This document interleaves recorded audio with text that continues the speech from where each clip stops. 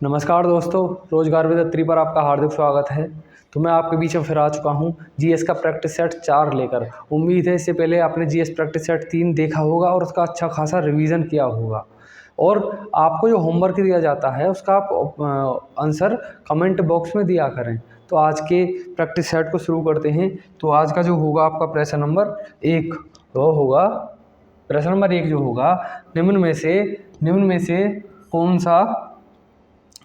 से कौन सा नृत्य कोरकू जनजाति द्वारा किया जाता है? कौन सा नृत्य कोरकू जनजाति द्वारा किया जाता है? दादरा, रागनी, विनाकी, चटकोरा। दादरा, रागनी, विनाकी, चटकोरा। तो इसका जो सही उत्तर होगा वो होगा चटकोरा। चटकोरा कहाँ का नृत्य है? चटकोरा है एमपी का। अगर हम एमपी के और भी नृत्य देखें तो एमपी का है एक देह का नृत्य है। कौन सा नृत्य? देह का नृत्य।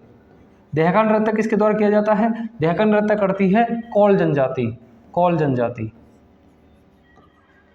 जनजाति द्वारा किया जाता है देह का नृत्य। कोल जनजाति द्वारा किया जाता है देह का नृत्य। अगर हम देखें, एक होता है थापटी नृत्य। थापटी ये कौन सी जनजाति करती है? ये करती है कोरकू जनजाति। कोरकू जनजाति।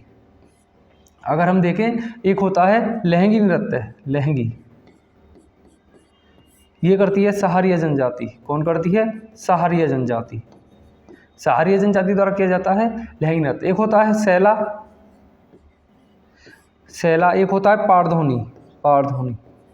ये सब नृत्य हैं। पारधोनी नृत्य, सैला नृत्य, खापटी नृत्य और लहंगी नृत्य। ये किसके द्वारा किए जाते हैं? ये किए जाते हैं बेंगा जनजाति के द्वारा। किसके द्वारा? बेंगा जनजाति के द्वारा। बेंगा जनजाति। बेंगा जनजाति के द्वारा। अच्छा, बात रही इसकी। अब ये देखें, अगर ये नृत्य हैं कहाँ के? ये हैं सारे के सारे एमपी के। और ये जनजाति भी कहाँ पाई जाएंगी? एमपी में। कोरकू जनजाति द्वारा किया जाता है एक तो थामटी नृत्य और चटकोरा नृत्य। देह का नृत्य करती है कोल जनजाति। लहंगी नृत्य करती है सहारिया। सैला और पारधोनी करती है बेंगा जनजाति। सारे के सारे नृत्य हैं एमपी से। अगले प्रश्न की ओर चलते हैं। अगला प्रश्न जो होगा आपका वो होगा, राज्य और उत्सव के सही युग्म का चयन करें। राज्य और उत्सव के सही युग्म का चयन करें। पिंजौर विरासत उत्सव उत्तर प्रदेश, कालबेलिया बिहार, मरु उत्सव राजस्थान, कुरुक्षेत्र महोत्सव पंजाब। कुरुक्षेत्र महोत्सव पंजाब। कुरुक्षेत्र महोत्सव कहाँ का? पंजाब। तो आप सही उत्तर देंगे अपना।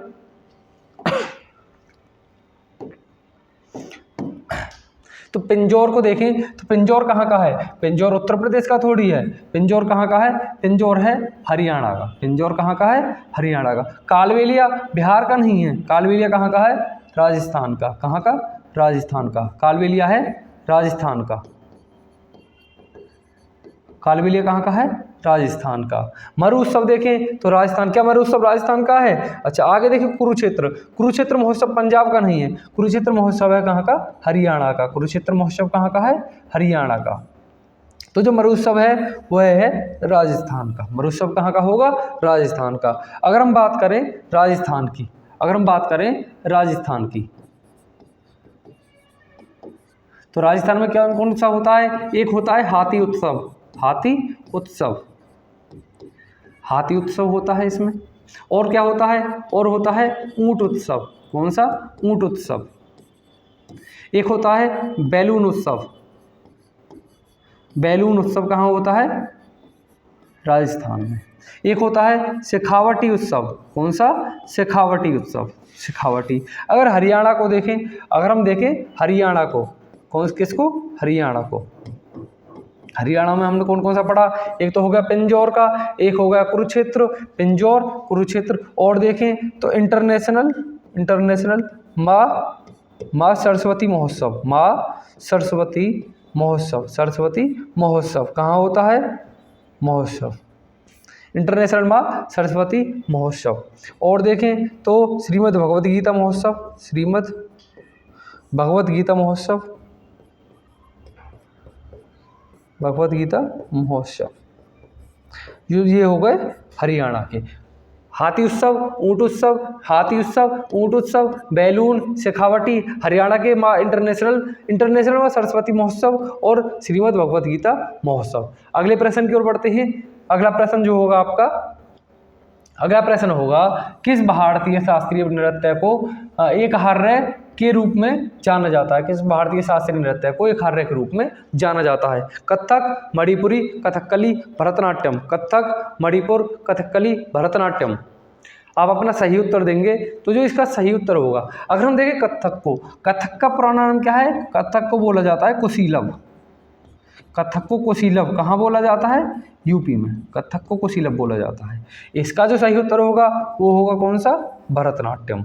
भरतनाट्यम इसका सही उत्तर होगा। अगर हम भरतनाट्यम के पुराने नाम की बात करें, भरतनाट्यम का पुराना नाम, भरतनाट्यम का पुराना नाम क्या होगा? भरतनाट्यम का पुराना नाम क्या होगा? सदिरट्टम। क्या होगा? सदिरट्टम। सदिरट्टम नाम किसने दिया? नाम किसने दिया? सदिरट्टम नाम दिया है किसने? कृष्ण अय्यर ने। कृष्ण अय्यर ने। किसने दिया है? कृष्ण अय्यर ने। कृष्ण अय्यर ने। पुराना नाम भरतनाट्यम का क्या है? सदिरट्टम। नाम किसने दिया था? ये कृष्ण अय्यर ने। बढ़ते हैं आगे की ओर। अगला प्रश्न जो होगा, राष्ट्रीय सुदूर संवेदन संस्थान कहाँ स्थित है? राष्ट्रीय सुदूर संवेदन संस्थान कहाँ स्थित है? हैदराबाद, मुंबई, कोलकाता, बेंगलुरु। हैदराबाद, मुंबई, कोलकाता, बेंगलुरु।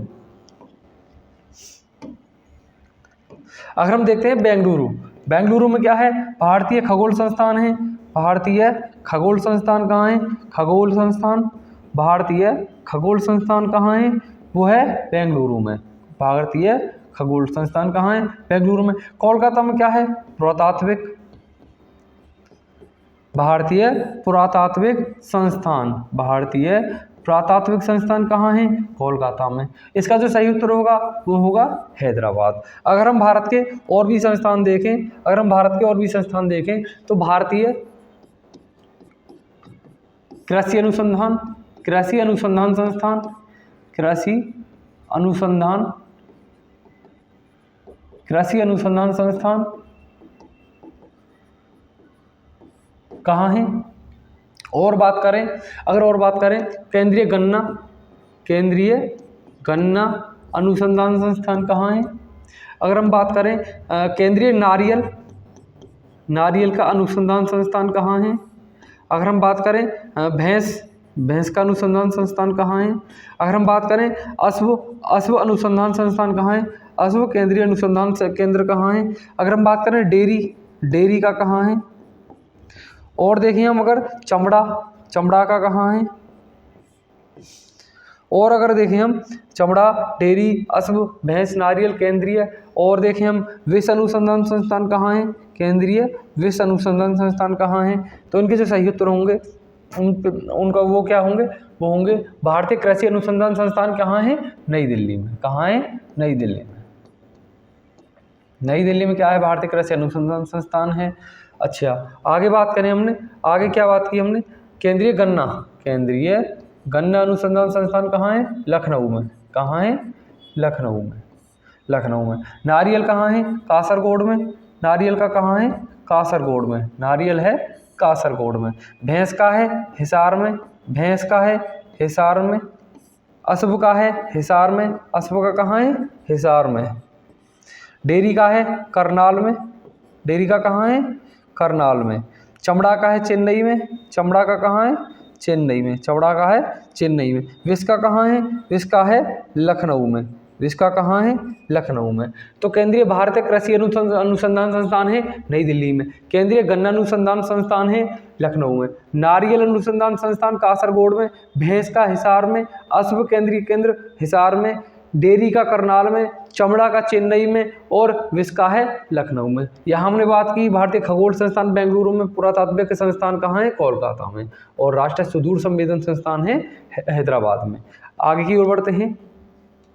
अगला प्रश्न होगा आपका कि मंदिर स्थापत्य के संबंध में कौन सा युग्म सही है? मंदिर स्थापत्य के संबंध में कौन सा युग्म सही है? गर्भगृह, मीनार, शिखर, विशाल प्रवेश द्वार, गोपुरम वह स्थान जहाँ देवता की प्रतिमा स्थापित होती है, मंडप वह स्थान जहाँ लोग एकत्र होते हैं।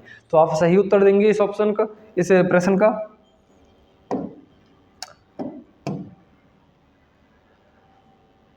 अगर हम देखते हैं गर्भगृह, गर्भगृह क्या होता है? गर्भगृह होता है जहाँ पर गर्भगृह क्या होता है? जहाँ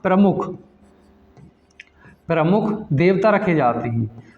प्रमुख देवता जहाँ होते हैं वो होता है गर्भगृह। अगर बात करते हैं शिखर नहीं होता है मंगल। गोपुरम की बात करें तो ये होता है क्या? विमानन क्या होता है? विमानन। जो मंदिर की जिसको चोटी बोला जाता है वही क्या होता है? विमानन। चोटी को ही क्या बोलते हैं? विमानन। तो इसका जो सही उत्तर होगा वो होगा मंडप। मंडप मंदिर में ऐसी जगह होती है जहाँ पर वह स्थान जहाँ पर लोग एकत्र होते हैं। गर्भगृह होता है जहाँ प्रमुख देवता होते हैं। शिखर कुछ नहीं होता। गोपुरम होता है विमानन, मतलब कि चोटी, किसी भी मंदिर की चोटी। और मंडप क्या होता है? जहाँ लोग एकत्र होते हैं वो होता है मंडप। आगे की ओर बढ़ते हैं। अगला प्रश्न है, कुचिपुड़ी का नाम किस जिले के गांव के नाम पर रखा गया है जो आंध्र प्रदेश में? जो गांव कहाँ है? आंध्र प्रदेश में स्थित है। आंध्र प्रदेश में स्थित है। कृष्णा, कुरनूल, गंटूर या बांदा?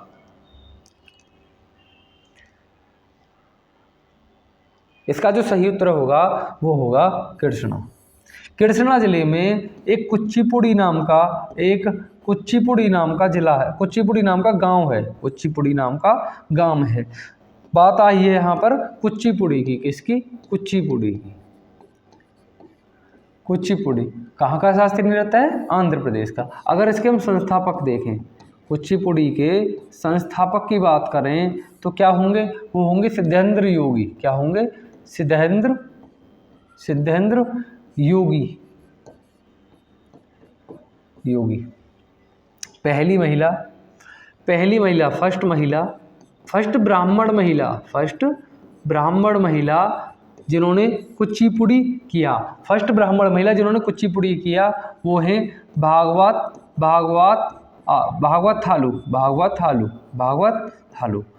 थालू क्या है? फर्स्ट ब्राह्मण महिला हैं जिन्होंने कुचिपुड़ी किया था। अगर कुचिपुड़ी के हम और भी देखें, और नर्तक देखें तो हैं राजा रेड्डी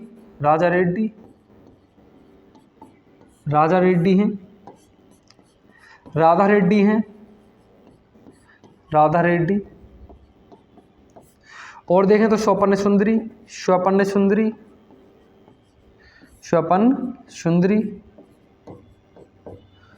और देखें तो लक्ष्मी नारायण, वेदांतम लक्ष्मी नारायण। और देखें और हैं चिंतामणि देशमुख।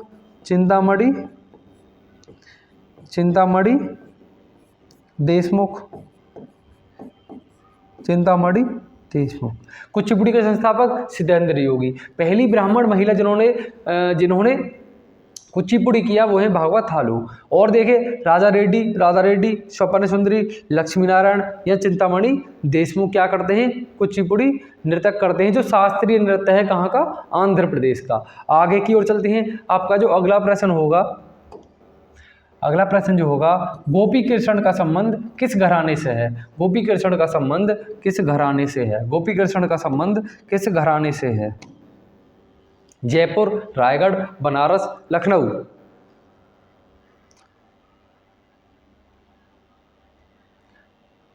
तो इसका जो सही उत्तर होगा वो होगा बनारस। अगर हम बनारस के और भी लोग देखते हैं तो हैं शाहिद परवेज।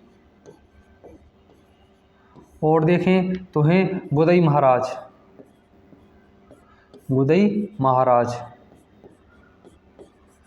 महाराज को ही क्या कहा जाता है? समता प्रसाद।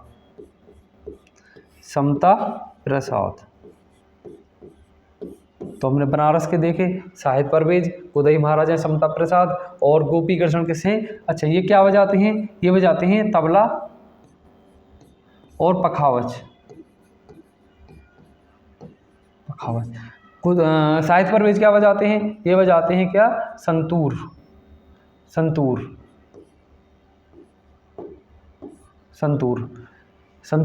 बजाते हैं कौन? शाहिद परवेज।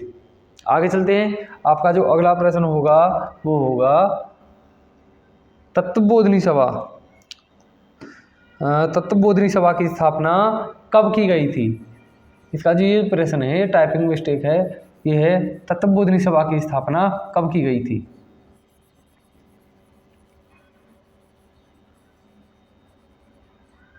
तत्वबोधिनी सभा की स्थापना कब की गई थी?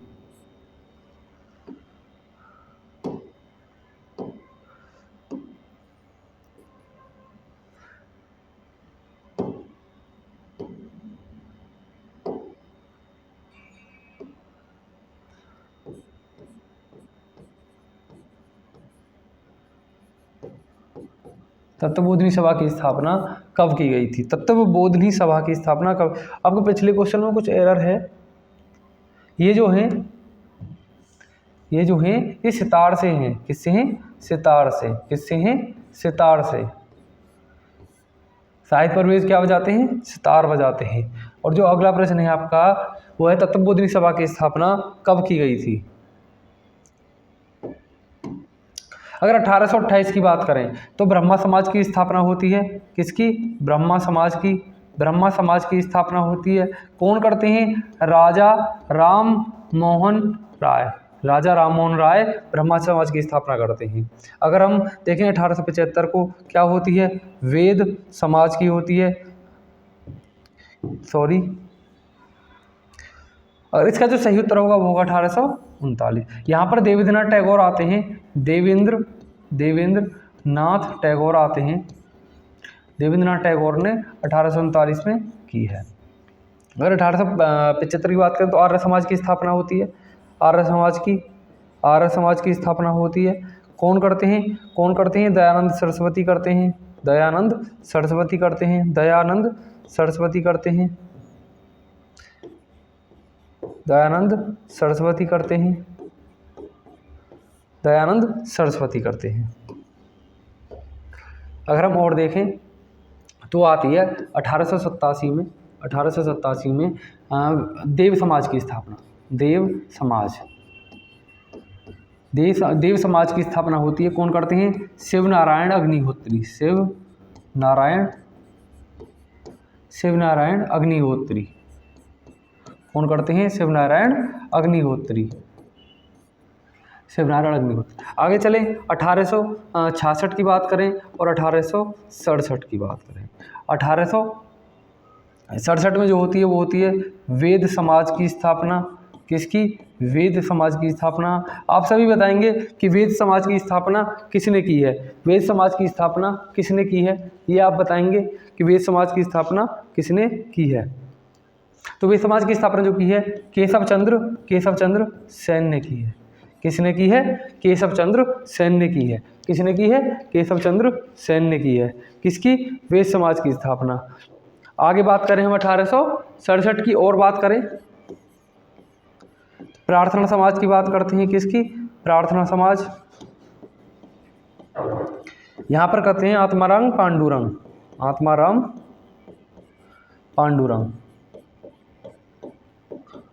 अगर बात करें हम 1897 की तो यहाँ होती है रामकृष्ण मिशन।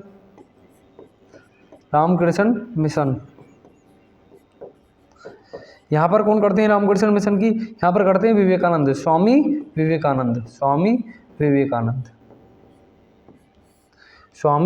विवेकानंद करते हैं 1897 में इसकी स्थापना।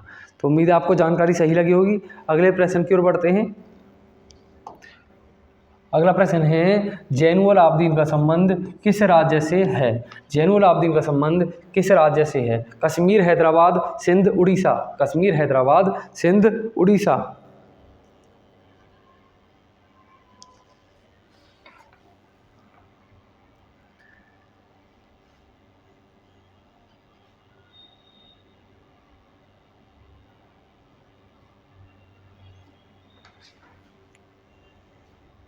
तो इसका जो सही उत्तर होगा वो होगा कश्मीर। जैनुल आबदीन का संबंध किससे है? कश्मीर से। अगर बात करें हम कश्मीर की तो कश्मीर के इतिहास के ऊपर पुस्तक किसने लिखी है? कश्मीर के इतिहास के ऊपर कश्मीर का इतिहास जो है उसका वर्णन किस पुस्तक में है? तो वो है क्या? राजतरंगिणी। क्या है? राजतरंगिणी। राजतरंगिणी है। राजतरंगिणी लिखी किसने है? आप सभी बताएंगे कि राजतरंगिणी लिखी किसने? ये लिखी है कल्हड़ ने। अच्छा, कल्हड़ कौन थे? कल्हड़ थे किसके? हर्षवर्धन के दरबारी कवि, राजा हर्षवर्धन के दरबारी कवि,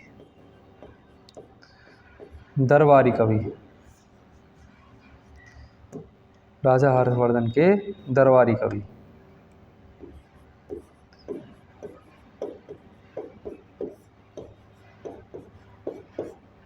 ठीक है। अगर बात करें कश्मीर की, कश्मीर में जजिया किसने लगाया? कश्मीर में जजिया, कश्मीर में जजिया लगाया था ऐबक ने। कश्मीर में जजिया लगाया ऐबक ने। अगर जजिया की शुरुआत की बात करें हम, जजिया की शुरुआत किसने की? तो जजिया की शुरुआत की थी मोहम्मद बिन कासिम ने। मोहम्मद बिन कासिम ने। अगर बात करें ब्राह्मणों पर जजिया किसने लगाया? ब्राह्मणों पर जजिया किसने लगाया? तो वो लगाया था किसने? फिरोज शाह तुगलक ने। किसने? फिरोज शाह तुगलक ने। कश्मीर में जजिया कर लगाया ऐबक ने। जजिया कर शुरू किसने किया? मोहम्मद बिन कासिम ने। ब्राह्मणों पर जजिया लगाया फिरोज शाह तुगलक ने। अगले प्रश्न की ओर चलते हैं। अगला जो प्रश्न है वो है मुगल काल का पहला मकबरा जिसमें 2 गुंबद हैं। कितने गुंबद? 2 गुंबद हैं। पहला मकबरा जहांगीर का मकबरा, हुमायूं का मकबरा, अकबर का मकबरा, बाबर का मकबरा।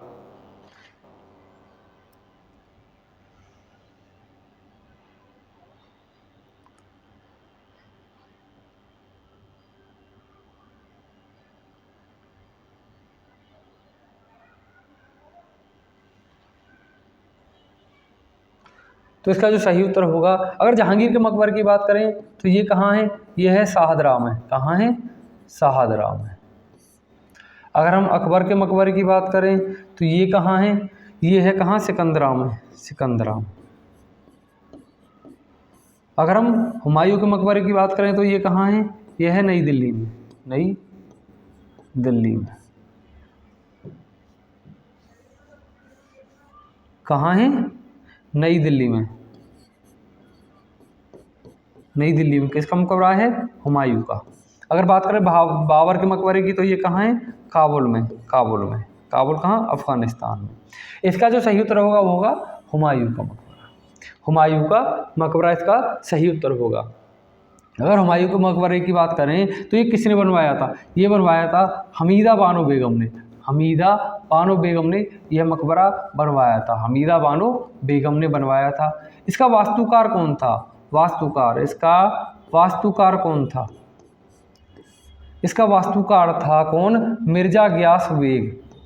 मिर्जा गियास बेग। इसका मिर्जा गियास बेग इसका क्या था? वास्तुकार। इसको एक उपाधि दी जाती है, इसको कहा जाता है मुगलों का शयनगार। मुगलों का शयनगार या कब्रगाह, क्योंकि ज़्यादातर जो मुग़ल शासक हैं उनकी जो कब्रें हैं वह इसी मकबरे के अंदर हैं। हुमायूं के मकबरे के अंदर हैं। हमीदा बानो बेगम ने बनवाया था। वास्तुकार मिर्जा गियास बेग। क्या बोला जाता है? मुग़लों का शयनगार या कब्रगाह। जहांगीर का मकबरा शाहदरा में है, अकबर का सिकंदरा में है और बाबर का काबुल में है और हुमायूं का है नई दिल्ली में। अगले प्रश्न की ओर बढ़ते हैं। अगला जो प्रश्न है, निम्नलिखित में से किस राज्य में एक से अधिक राज्यसभा सीटें हैं? एक से अधिक राज्यसभा सीटें। मिजोरम, मेघालय, उत्तराखंड, नागालैंड। मिजोरम, मेघालय, उत्तराखंड, नागालैंड।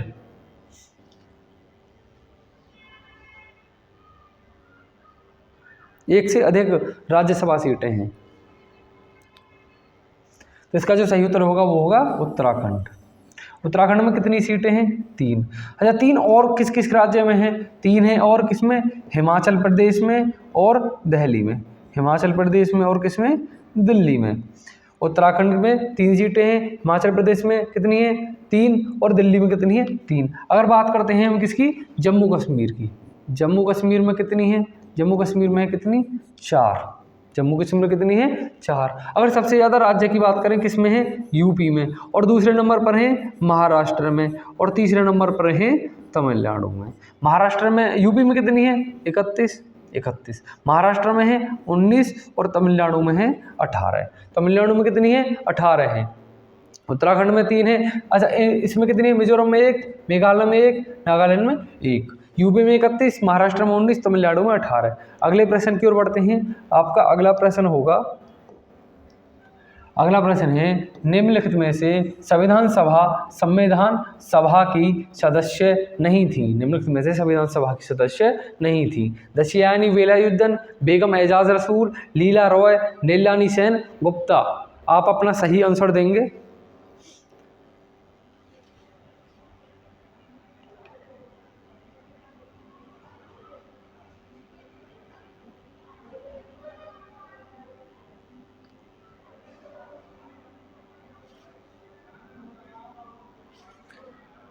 अगर दशयानी वेलायुद्धन की बात करें तो ये क्या है? ये है एकमात्र संविधान सभा में एकमात्र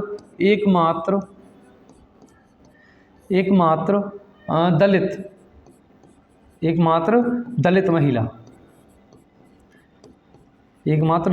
अगर हम बात करें बेगम एजाज रसूल की, बेगम एजाज रसूल हैं क्या? एकमात्र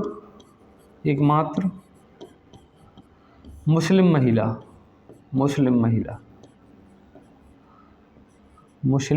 महिला सदस्य किसकी? संविधान सभा की। अगर बात करें लीला रॉय की, लीला रॉय कौन है? ये एससी आर्मी की सदस्य हैं। किसकी? एससी आर्मी की सदस्य। अगर बात करते हैं हम किसकी? नीलानी सेन गुप्ता की, तो सही उत्तर क्या होगा? नीलानी सेन गुप्ता।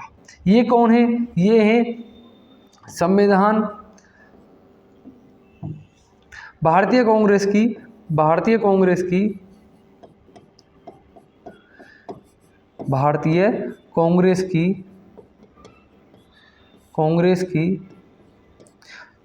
थर्ड महिला अध्यक्ष कौन है? नीलानी सेन गुप्ता। कब बनी थी ये बनी थी कब? 1933 में बनी थी भारतीय कांग्रेस की थर्ड महिला अध्यक्ष। अगर बात आई है थर्ड की, तो फर्स्ट और सेकंड की बात कर लेते हैं। जो फर्स्ट हैं और जो सेकंड हैं, फर्स्ट और सेकंड की भी बात कर लेते हैं। फर्स्ट और सेकंड की बात करते हैं तो फर्स्ट कौन है? फर्स्ट है 1917 में बनी थी। कौन? एनी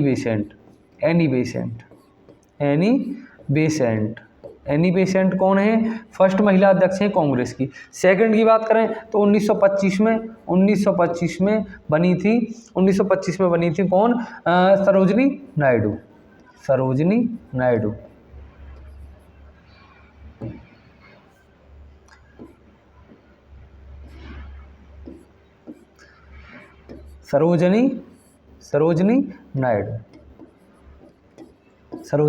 नायडू।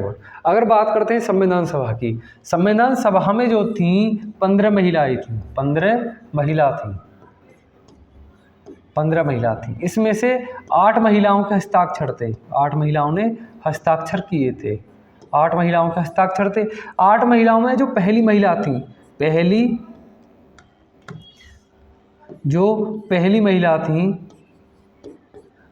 महिला जिन्होंने हस्ताक्षर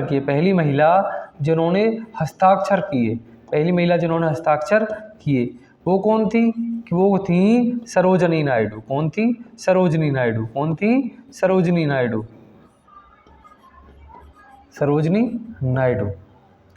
15 महिलाएं थी, 8 ने हस्ताक्षर किए थे। पहली महिला संविधान सभा पर जिन्होंने हस्ताक्षर किए थे वो थी सरोजनी नायडू। अगला जो प्रश्न है वो है, किस पंचवर्षीय योजना में द 20 पॉइंट प्रोग्राम शुरू किया गया था? 8वीं पंचवर्षीय योजना, 5वीं पंचवर्षीय योजना, 7वीं पंचवर्षीय योजना, 6ठी पंचवर्षीय योजना। आप सभी अपना उत्तर देंगे।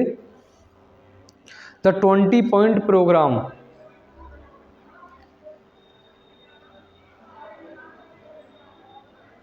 तो इसका जो सही उत्तर होगा वो क्या होगा? 5वीं पंचवर्षीय योजना। 5वीं पंचवर्षीय योजना का कार्यकाल कब से कब तक था? 1974 से 1978 तक।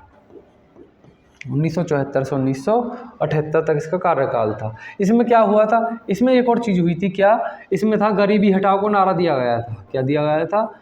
गरीबी हटाओ का नारा, गरीबी हटाओ का नारा। इसमें क्या था, ये क्यों दिया गया था? आत्मनिर्भरता को प्राप्त करने के लिए। किसके लिए? आत्मनिर्भरता को प्राप्त करने के लिए, आत्मनिर्भरता को प्राप्त करने के लिए, करने के लिए।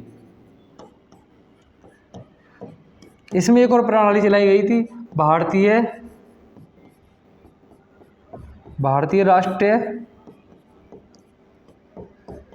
राजमार्ग प्रणाली। भारतीय राष्ट्रीय राजमार्ग प्रणाली इसमें चलाई गई थी, भारतीय राष्ट्रीय राजमार्ग प्रणाली इसमें चलाई गई थी। अगर बात करते हैं हम किसकी, बात करते हैं हम पंचवर्षीय योजनाओं की। अगर बात करें हम पंचवर्षीय योजनाओं की, किसकी? पंचवर्षीय योजना, पंचवर्षीय योजनाएं भारत में कहाँ से ली गई हैं? भारत के संविधान में कहाँ से ली गई हैं? भारत के संविधान में ली गई हैं यूएसएसआर से। पंचवर्षीय योजना ली गई हैं यूएसएसआर से। सबसे पहले शुरू हुई थी कहाँ? यूएसएसआर में। सबसे पहले कहाँ शुरू हुई थी? यूएसएसआर में। अच्छा, किसने शुरू की थी? जोसेफ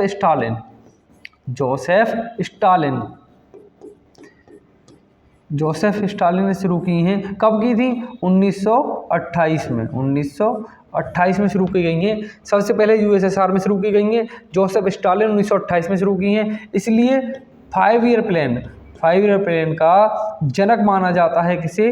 5 ईयर प्लान का जनक माना जाता है जोसेफ स्टालिन को। 1928 में शुरू की हैं यूएसएसआर में सबसे पहले। अगले प्रश्न की ओर चलते हैं। अगला प्रश्न होगा क्या? 1911 में हवाई परिवहन सेवा किन 2 स्थानों के बीच शुरू की गई थी? 1911 में हवाई परिवहन सेवा किन 2 स्थानों के बीच शुरू की गई थी? तो दिल्ली से पटना, दिल्ली से मुंबई, इलाहाबाद से कानपुर, इलाहाबाद से नैनी।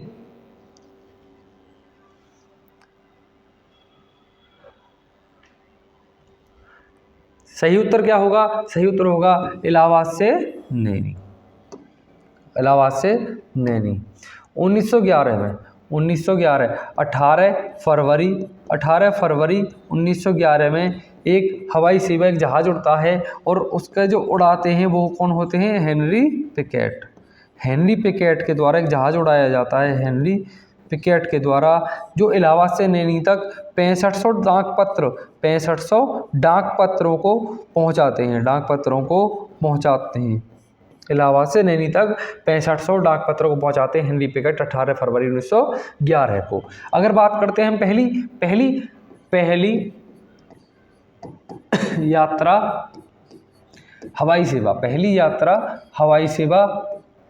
हवाई सेवा जो शुरू हुई है वो हुई है कब? 1912 में। 1912 में शुरू हुई है। 1912 में कहाँ से कहाँ तक ये हुई है? कराची से दिल्ली तक ये सेवा शुरू हुई है। कराची से दिल्ली तक पहली यात्रा हवाई सेवा शुरू हुई है 1912 में कराची से दिल्ली तक। और पहली जो डाक पत्र पहुंचाए गए थे 6500 हेनरी पिकेट के द्वारा 18 फरवरी 1911 में इलाहाबाद से नैनी। अगले प्रश्न की ओर चलते हैं। अगला प्रश्न है, निम्न में से कौन सी पहाड़ी मेघालय पठार का भाग नहीं है? निम्न में से कौन सी पहाड़ी मेघालय पठार का भाग नहीं है? गारो पहाड़ी, नीलगिरी पहाड़ी, जयंतिया पहाड़ी, खासी पहाड़ी।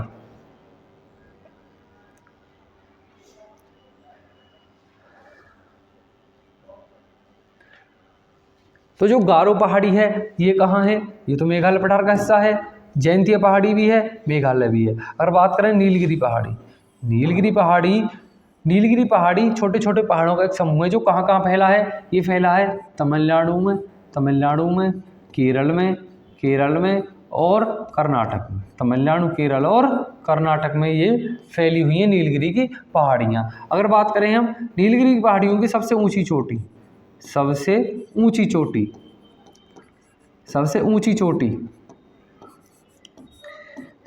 चोटी जो है वो है अनाई मुड़ई, अनाई मुड़ी, अनाई मुड़ी, अनाई मुड़ी सबसे ऊंची कितनी है? 2697 मीटर ऊंची है, चोटी है। सबसे ऊंची चोटी अनाई मुड़ी किसकी? नीलगिरी पहाड़ी की। नीलगिरी पहाड़ी कहाँ है? तमिलनाडु, केरल और कर्नाटक। गारो, जयंती और खासी किसका हिस्सा है? मेघालय के पठार का हिस्सा है ये पहाड़ियाँ। बढ़ते हैं आगे की ओर। अगला प्रश्न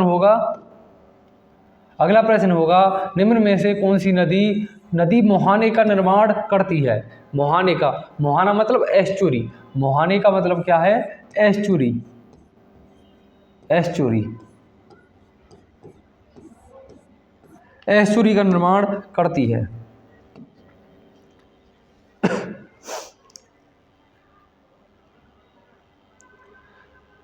तो जो सही उत्तर होगा वो क्या होगा? नर्मदा। क्योंकि क्या है? कृष्णा, कावेरी और गोदावरी क्या बनाती हैं? डेल्टा बनाती हैं। नर्मदा। अगर नर्मदा के अलावा और देखें तो और है ताप्ती, अगर और देखें तो साबरमती, साबरमती, और क्या है? पेरियार, पेरियार। बात करें अगर कृष्णा की, तो कृष्णा की लंबाई कितनी है? 1401 किलोमीटर, 1401 किलोमीटर। कावेरी की कितनी है? 800 किलोमीटर, 800 किलोमीटर। गोदावरी की कितनी है? 1465 किलोमीटर, 1465 किलोमीटर। नर्मदा की कितनी है? 1312, 1312 किलोमीटर, 1312 किलोमीटर नर्मदा की है। कृष्णा की 1401 किलोमीटर, कावेरी की 800 किलोमीटर, गोदावरी की 1465 किलोमीटर। एस्चुरी का निर्माण करती है नर्मदा, ताप्ती, साबरमती और पेरियार। जितनी ज़्यादातर नदियाँ जो पश्चिमी घाट की ओर जाती हैं वो सभी एस्चुरी का निर्माण करती हैं। और जो ये कृष्णा, ये कावेरी या गोदावरी जो पूर्वी घाट की ओर जाती हैं, ये ज़्यादातर सभी नदियाँ डेल्टा का निर्माण करती हैं। अगले प्रश्न की ओर चलते हैं। अगला प्रश्न होगा भारतीय जनगणना। भारतीय जनगणना के जनक के रूप में जाने जाते हैं। भारतीय जनगणना के जनक के रूप में जाने जाते हैं Yujo Morita, Henry Walter, Thomas Jefferson, Chandra Shamsher.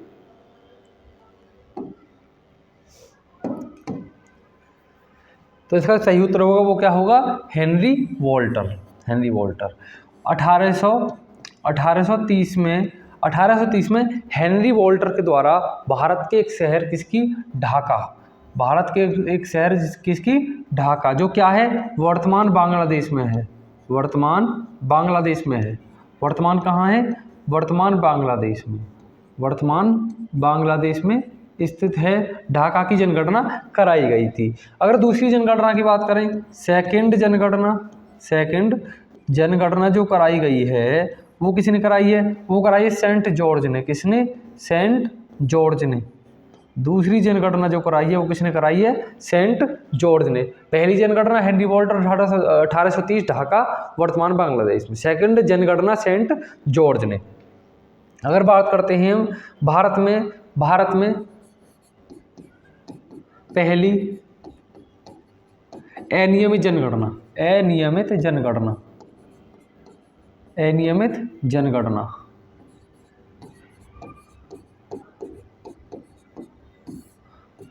अगर और बात करते हैं हम अनियमित जनगणना। अगर बात करते हैं हम भारत में पहली नियमित जनगणना। किसकी? नियमित जनगणना।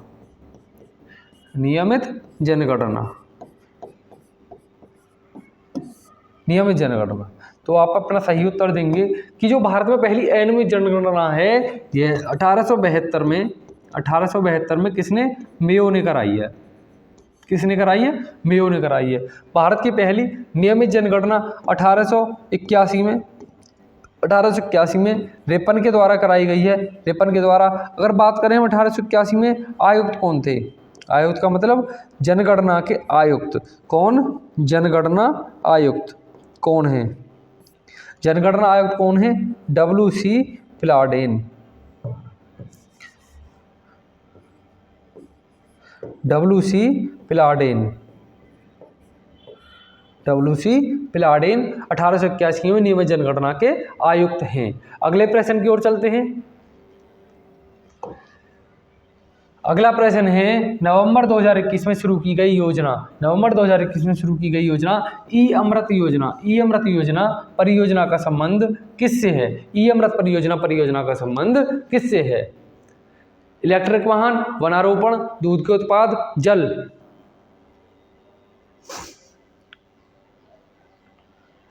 तो इसका जो सही उत्तर होगा वो क्या होगा? इलेक्ट्रिक वाहन। ई अमृत योजना परियोजना का संबंध किससे है? इलेक्ट्रिक वाहन से है। अगले प्रश्न की ओर चलते हैं। अगला प्रश्न है, निम्न में से कौन सा मूल मात्रक नहीं है? निम्न में से कौन सा मूल मात्रक नहीं है?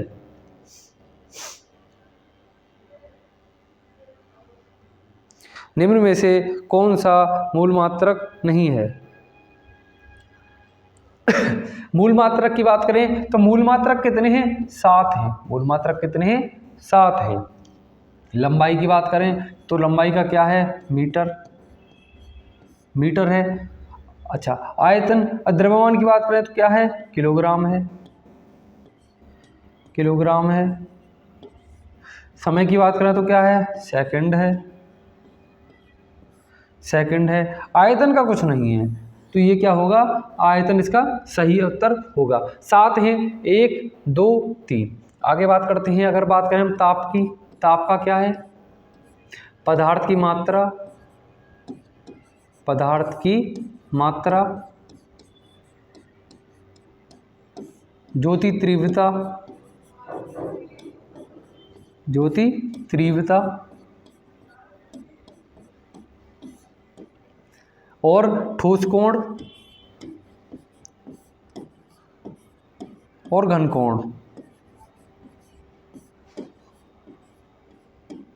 इसकी अगर बात करें हम तो आप सही उत्तर देंगे क्या? ये जो ताप है इसका क्या है? केल्विन। ताप का क्या है? केल्विन। ताप का क्या है? केल्विन। ताप का जो है वो क्या है? केल्विन। पदार्थ की मात्रा का क्या है? मोल। ज्योति तीव्रता कैंडला, ज्योति तीव्रता का क्या है? कैंडला। ठोस कोण का रेडियन, ठोस कोण का है रेडियन और घन कोण का है क्या? स्टेडियन। क्या है? स्टेडियन। ठोस कोण का रेडियन, घन कोण का स्टेडियन। पदार्थ की मात्रा मोल, ज्योति तीव्रता कैंडला, ताप केल्विन, लंबाई मीटर, द्रव्यमान किलोग्राम और समय सेकंड। मूल मात्रा कितने होते हैं? 7 होते हैं। अगले प्रश्न की ओर बढ़ते हैं जो आज का हमारा अंतिम प्रश्न होगा। वो क्या है? खट्टे स्वाद के लिए कोशिकाएं, खट्टे स्वाद के लिए कोशिकाएं जीवा के कौन से भाग में होती हैं? खट्टे स्वाद के लिए ये जो कोशिकाएं होती हैं जीवा के कौन से भाग में होती हैं? अगले में, पिछले में, पार्श्व में या मध्य में?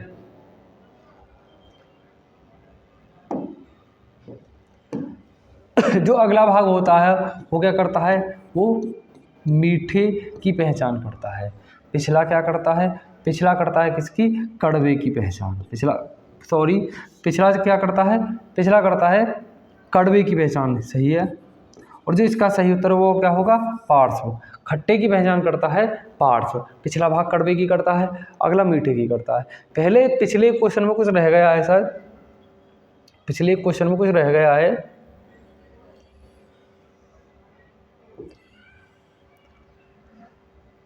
हाँ, इसमें जो 1866 में है वो है भारतीय ब्रह्मा समाज।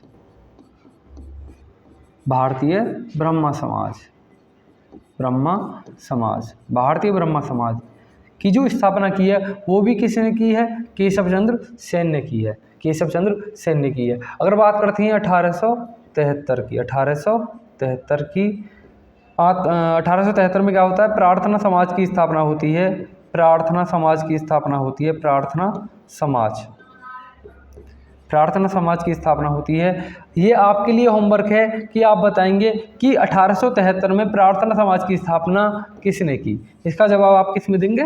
कमेंट बॉक्स में देंगे और ज़रूर देंगे। तो आज का हमारा जो ये 20 क्वेश्चन का प्रैक्टिस सेट था, जो आज का 20 क्वेश्चन का प्रैक्टिस सेट था वो आज का कंप्लीट हो गया है। अब मिलते हैं अगले ही प्रैक्टिस सेट नंबर 5 में जीएस के में। तो तब तक के लिए जय हिंद, ख्याल रखिए अपना। जय हिंद और जय भारत।